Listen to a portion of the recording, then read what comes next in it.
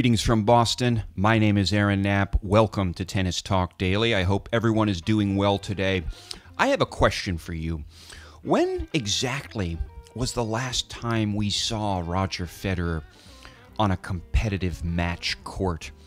When was the last sighting of Roger Federer, the greatest tennis player of all time, on a competitive tennis court? Well, you might say that the answer to that question is pretty easy. We last saw him in the match with Kokkinakis, the opening round at Miami, and Federer, regrettably, lost that match.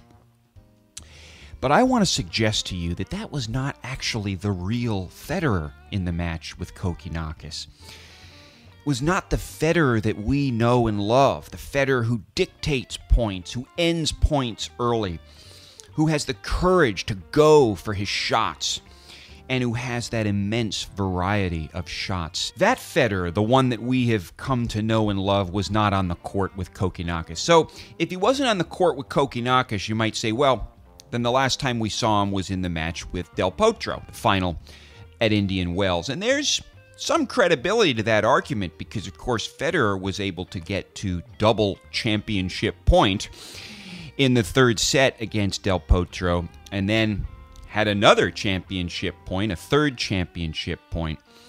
The problem, of course, is that he was uncharacteristically unable to convert those championship points, and he, in essence, fell apart. There was all of that strange mishitting, all of those errors. He essentially choked, and that is not the Roger Federer we know. The Roger Federer we know turns into a diamond, a monster, an attacker under high-pressure situations. Well, this Federer on the court with Del Potro just fell apart. He fell to pieces under the high pressure, so that's not the real Federer. So if it's not in the match with Kokkinakis, not in the match with Del Potro, maybe the real Federer was in the semifinal against Coric at Indian Wells. But there again, he was just out of sorts. He struggled. He did win the match, but he always felt like he wasn't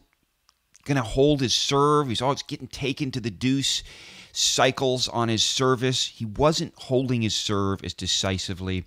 He was struggling to get inroads into Coric's serve. And it was just seeming like a struggle for him on that day. So that wasn't the real Roger Federer either.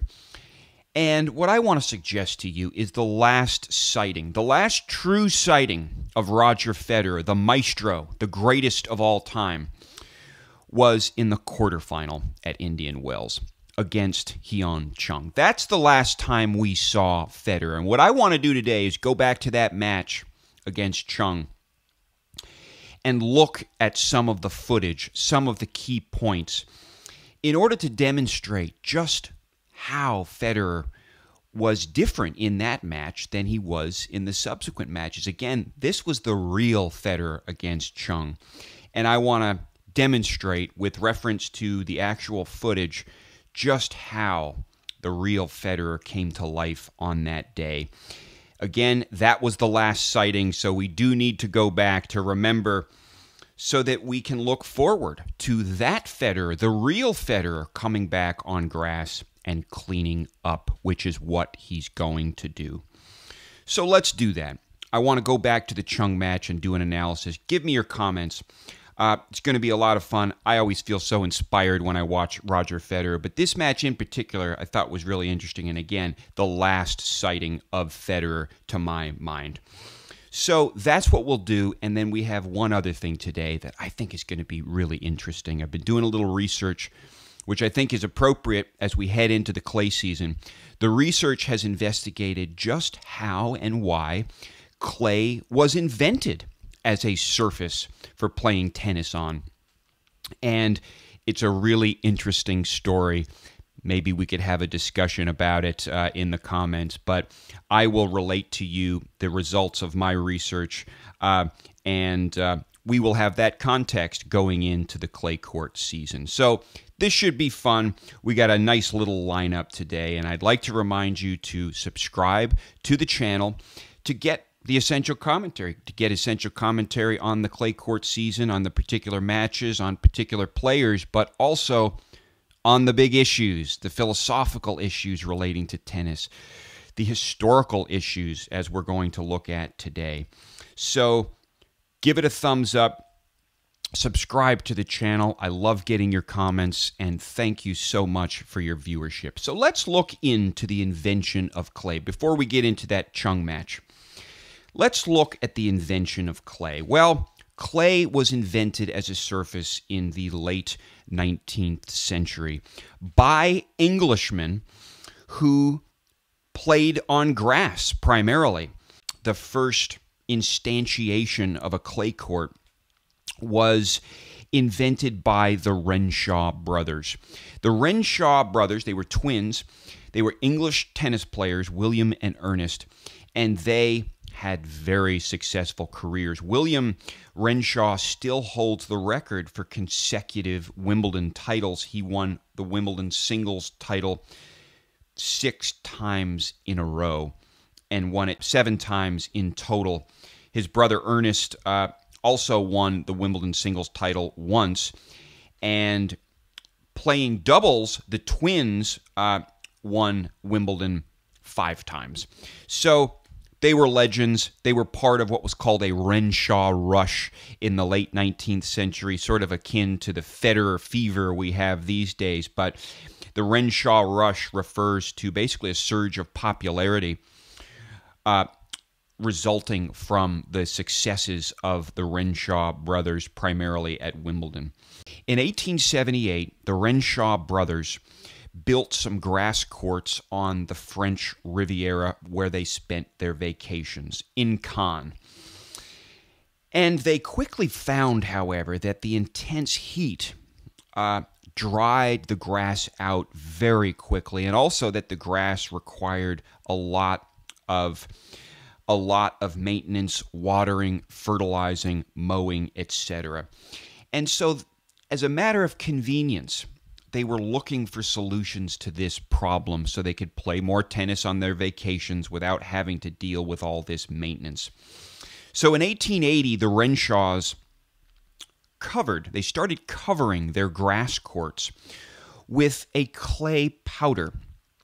The clay powder came from basically flawed terracotta pots from a nearby factory, pots that had been thrown out, and they ground it into powder and they spread it on the grass. And this protected the grass fairly well. But it did become evident fairly soon that it was taking too long for these clay courts to dry.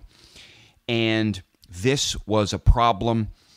And the solution was found by an English firm in 1909, which invented what we call all-weather clay or fast-dry clay. Now, over the years, the grass subsurface was replaced with a pressed clay subsurface, again covered with the terracotta powder. Well, in 1909, this English business firm replaced the clay surface with crushed brick. So they crushed brick and packed that down as the subsurface, and then they used also brick, a coarser brick, on the surface. And this allowed more water to run through the surface and get essentially irrigated out or to sink down. And so this led to what was called fast-dry clay, and this spread throughout the continent at a very impressive rate. There were some innovations in America.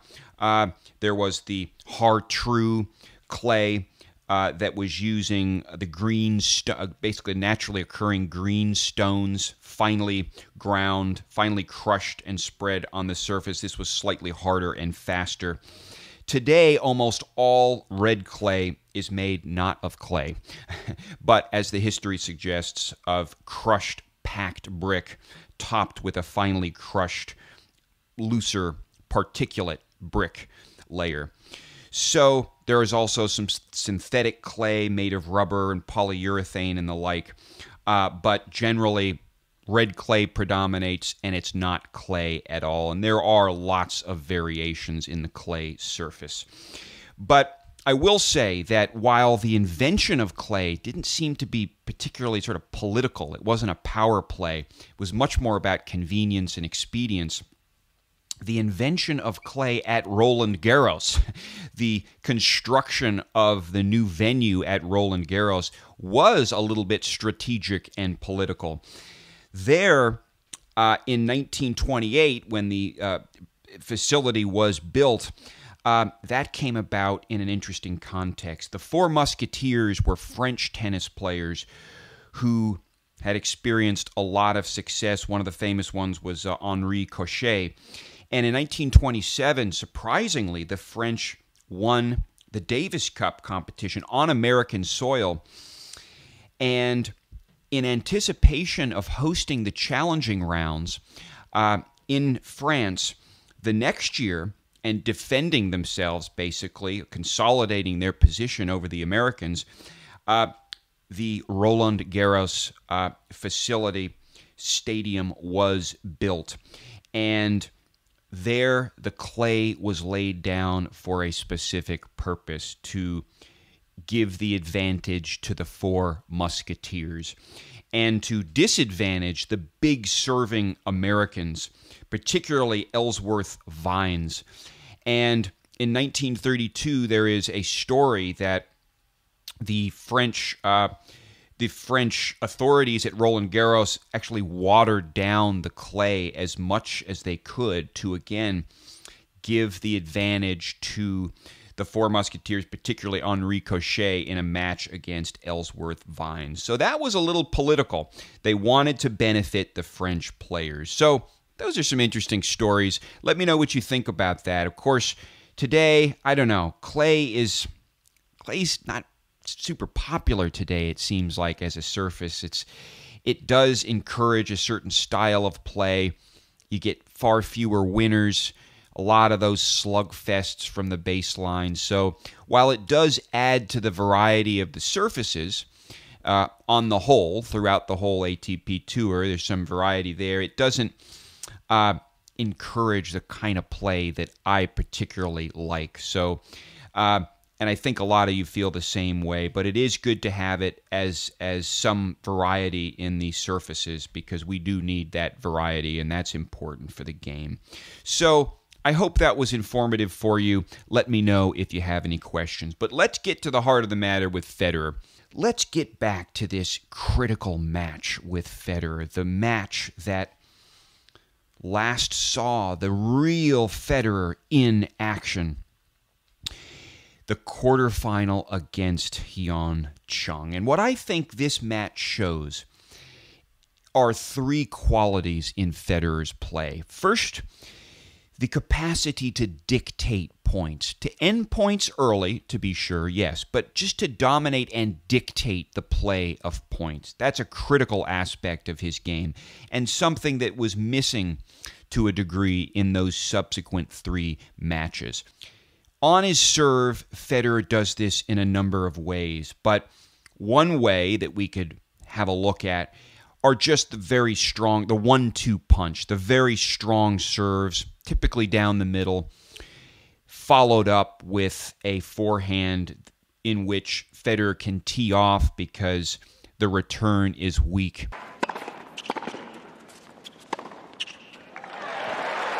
Another aspect of Federer's dictation of play has to do with his approach shots and coming up to the net using the entire court, but in particular with the strength of his approach shots.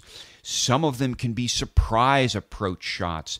Oftentimes, Federer will wait till just the last instant before coming to the net. And here, in a couple of examples, I think Chung is caught off guard and he looks up and he is surprised to see Federer at the net.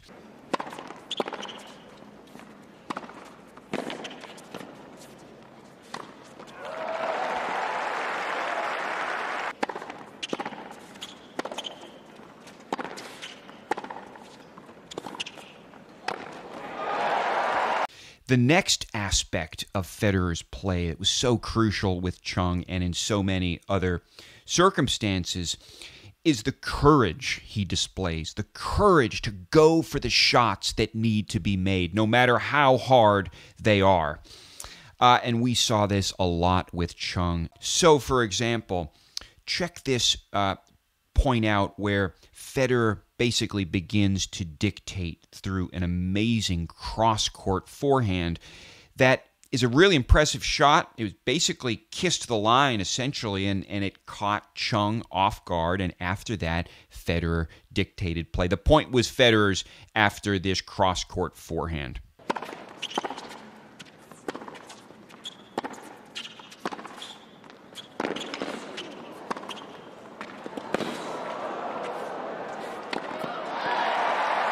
But we don't want to limit our analysis to forehands because his backhand looked fantastic in the match with Chung. So look at this point where Federer is able to think on his feet, so to speak, to come up with a shot. Chung comes in on a backhand and the shot skips off the net.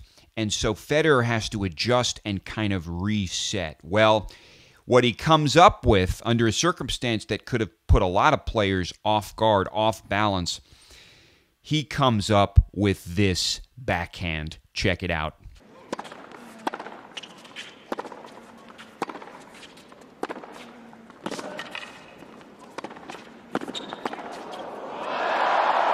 A final example of this courage that Federer displayed in the match with Chung would be a situation where Federer was serving and Chung hit a very nice return that caught Federer a little off guard, forcing Federer to hit sort of a defensive squash shot.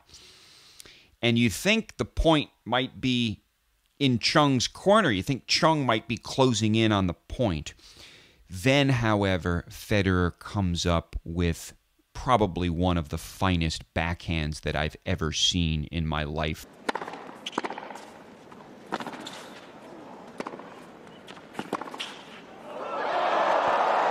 The final part of this, and part of Federer's game that was so crucial for him in this match against Chung, is the variety he brings to the court.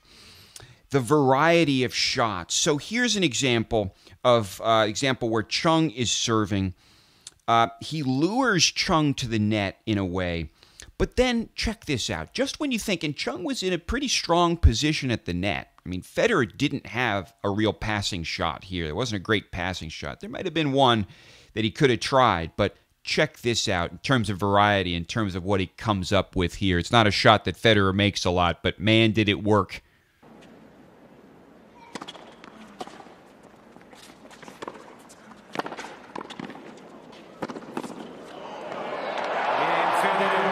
And then finally, as an example of the variety that Federer can bring, even within points, check this point out where Federer kind of mixes it up between the slice backhands and the over-the-top backhand. Again, Chung is serving here. Federer gives him a slice backhand, which kind of puts Chung off balance a little bit. Again, those slices can bounce weird, and it's all wrong sometimes for the other player having to set up the shot. Again, it just kind of throws them off rhythm. Well, I think that's part of what happened here. But then immediately after that slice, Chung goes back to Federer's backhand, and Federer then changes it up and comes over the top with a backhand.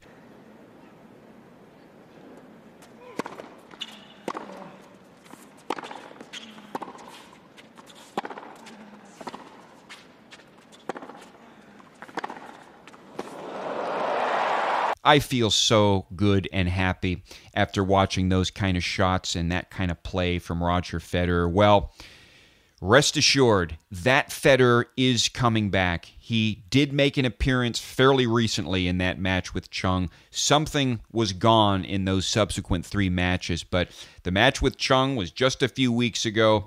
The full Federer is still there. He was a little dormant in those last matches, but the full Federer was there fairly recently, and we can be confident that with some perspective, some freshness, some time off, some training, that he will be back. In conclusion, I want to ask you, What kind of coverage do you want in the next few weeks? We're going to be doing clay, of course, but do you want me to cover specific players? Do you want me to cover specific matches? Do you want a lot of coverage of the clay court season? The other option, and we can do both of these things, is do you want more commentary on Roger? I mean, even though he's gone, we can still talk about him. Do you want some of those big overarching issues, talking about Federer, some of the big questions associated with Federer, even in the absence of some actual match analysis, because he's not playing? We can do match analysis of past matches, but certainly not any current match analysis, at least not until he comes back. So what kind of mix would you like? I guess I'm answering the question for myself. Could probably do a balance of both. I definitely do want to cover. I'm going to be covering the clay court season, but maybe what I'm asking about the clay court season is what particular players would you like me to place emphasis on, and what kinds of things would you like me to talk about? With that said, I am going to sign off. Again, hope everyone is well. Look forward to seeing you soon. Bye-bye.